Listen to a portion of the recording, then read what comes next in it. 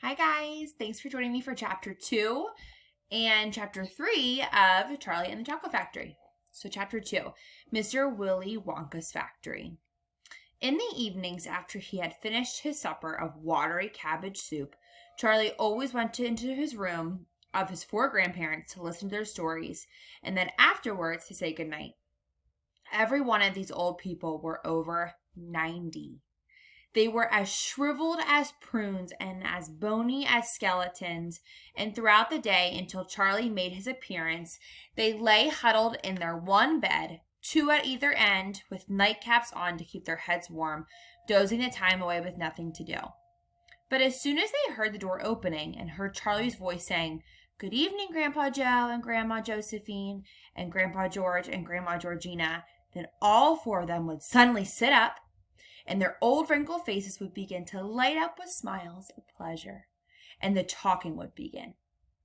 For they loved this little boy. He was the only thing that brought light into their lives, and his evening visits were something that they looked forward to all day long. Often Charlie's mother and father would come in as well and stand by the door, listening to the stories that the old people told. And thus, for perhaps half an hour every night, this room would become a happy place, and the whole family would forget that it was hungry and poor. One evening when Charlie went in to see his grandparents, he said to them, "Is it really true that Wonka's factory is the biggest in the world?" "True!" cried all the 4 of them at once. "Of course it's true. Good heavens, didn't you know that? It's about 50 times as big as any other." "And is Mr. Willy Wonka really the cleverest chocolate maker in the world?" "My dear boy," said Grandpa Joe, raising himself up a little higher on his pillow, "Mr. Willy Wonka is the most amazing, the most fantastic, the most extraordinary chocolate maker the world has ever seen. I thought everyone knew that." "I knew he was famous, Grandpa Joe, and I knew he was very clever." "Clever!" cried the old man. "He's more than that. He's a magician with chocolate. He can make anything he wants. Isn't that a fact, my dears?" The other 3 old people nodded their heads slowly up and down and said, "Absolutely true. Just as true as can be." And Grandpa Joe said, "You mean to say I've never told you about Mr. Willy Wonka and his factory?" "Never," answered little Charlie. "Good heavens above, I don't know what's the matter with me." "Will you tell me now, Grandpa Joe, please?" "I certainly will. Sit down beside me on the bed, my dear, and listen carefully." There's Charlie listening carefully. Grandpa Joe was the oldest of the 4 grandparents. He was 96 and a half, and that's just about as old as anybody can be. Like all extremely old people, he was delicate and weak, and throughout the day he spoke very little. But in the evenings, when Charlie, his beloved grandson, was in the room, he seemed in some marvelous way to grow quite young again. All his tiredness fell away from him, and he became as eager and excited as a young boy. "Oh, what a man he is, this Mr. Willy Wonka," cried Grandpa Joe. "Did you know, for example, that he has himself invented more than 200 kinds of candy bars, each with a different center, each far sweeter and creamier and more delicious than anything the other chocolate factories can make?" "Perfectly true," cried Grandma Josephine, "and he sends them to all the 4 corners of the earth." "Isn't that so, Grandpa Joe?" "It is, my dear, it is, and to all the kings and presidents of the world as well. But it isn't the only candy bar that he makes. Oh, dear me, no. He has some really fantastic inventions up his sleeve, Mr. Willy Wonka has. Did you know that he invented a way of making chocolate ice cream so that it stays cold for hours and hours without being in an icebox? You can even leave it laying in the sun all morning on a hot day and it won't go runny." "But that's impossible," said little Charlie, staring at his grandfather. "Of course it's impossible," cried Grandpa Joe. "It's completely absurd. But Mr. Willy Wonka has done it." "Quite right," the others agreed, nodding their heads. "Mr. Wonka has done it." And then again Grandpa Joe went on speaking very slowly, now that Charlie wouldn't miss a word. Mr. Willy Wonka can make marshmallows that taste of violets, and rich caramels that change color every 10 seconds as you suck them, and little feathery sweets that melt away deliciously the moment you put them between your lips.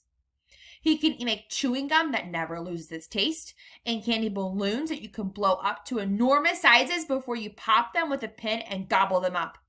And by the most secret method, he can make lovely bluebird's eggs with black spots on them. And when you put one of these in your mouth, it gradually gets smaller and smaller until suddenly there's nothing left except a tiny little pink sugary baby bird sitting on the tip of your tongue. Grandpa Joe paused and ran to the point of his tongue slowly over his lips. It makes my mouth water just thinking about it, he said. Mine too, said little Charlie, but please go on. While they were talking, Mr. and Mrs. Bucket, Charlie's mother and father, had come quietly into the room, and now both were standing just inside the door listening. Tell Charlie about that crazy Indian prince, said Grandma Josephine. He'd like to hear that. You mean Prince Pondicherry, said Grandpa Joe, and he began chuckling with laughter. Completely dotty, said Grandpa George. But very rich, said Grandma Georgina. What did he do? Asked Charlie eagerly. Listen, said Grandpa Joe, and I'll tell you. All right, Chapter 3, Mr. Wonka and the Indian Prince. Prince Pondicherry wrote a letter to Mr. Willy Wonka, said Grandpa Joe, and asked him to come all the way out to India and build him a colossal palace entirely out of chocolate. Did Mr. Wonka do it, Grandpa? He did indeed, and what a palace it was. It had 100 rooms, and everything was made of either dark or light chocolate. The bricks were chocolate, and the cement holding them together was chocolate, and the windows were chocolate, and all the walls and ceilings were made of chocolate. So were the carpets and the pictures and the furniture and the beds, and when you turn on the taps in the bathroom, hot chocolate came pouring out. When it was all finished, Mr. Wonka said to Prince Pondicherry, I warn you, though, it won't last very long, so you better start eating it right away. Nonsense, shouted the prince. I'm not going to eat my palace. I'm not even going to nibble the staircase or lick the walls. I'm going to live in it. But Mr. Wonka was right, of course, because soon after this, there came a very hot day with a boiling sun, and the whole palace began to melt. And it sank slowly to the ground, and the crazy prince, who was dozing in the living room at the time, woke up to find himself swimming around in a huge brown sticky lake of chocolate. Little Charlie sat very still on the edge of the bed, staring at his grandfather. Charlie's face was bright, and his eyes were stretched so wide he could see the whites all around. Is all this really true? He asked. Or are you pulling my leg? It's true, cried all four of the old people at once. Of course it's true. Ask anyone you'd like. And I'll tell you something else that's true, said Grandpa Joe. And now he leaned closer to Charlie and lowered his voice to a soft, secret whisper. Nobody ever comes out. Out of where? Asked Charlie. And nobody ever goes in. In where? Cried Charlie. Wonka's factory, of course. Grandpa, what do you mean? I mean workers, Charlie. Workers? All factories, said Grandpa Joe, have workers streaming in and out of the gates in the mornings and evenings, except Wonka's. Have you ever seen a single person going into that place or coming out? Little Charlie looked around at each four of his old faces, one after the other, and they all looked back at him. They were friendly, smiling faces, but they were also quite serious. There was no sign of joking or leg pulling from any of them. Well, have you? Asked Grandpa Joe. I really don't know, Grandpa, Charlie stammered. Whenever I walk past the factory, the gates seem to be closed. Exactly, said Grandpa Joe. But there must be people working there. Not people, Charlie. Not ordinary people, anyway. Then who? Cried Charlie. Aha! That's it. You see, that's another one of Mr. Willy Wonka's cleverness. Charlie, dear, Mrs. Bucket called out from where she was standing by the door. It's time for bed. That's enough for tonight. But, Mother, I must hear. Tomorrow, my darling. That's right, said Grandpa Joe. I'll tell you the rest of it tomorrow evening. That's the end of chapter 3.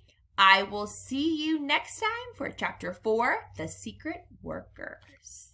See you later.